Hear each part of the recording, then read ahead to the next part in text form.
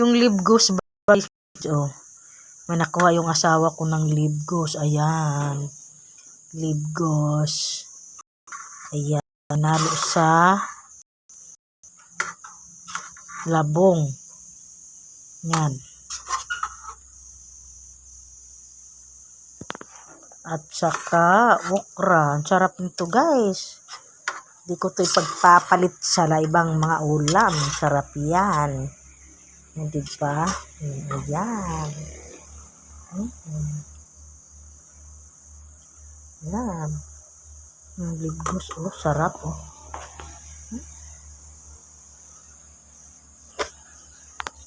Wow, sarap.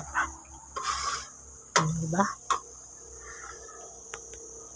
Hello guys, good afternoon. Ayan. Ang sarap-sarap nito guys. Gulay na labong. Nilagyan namin ng libgos.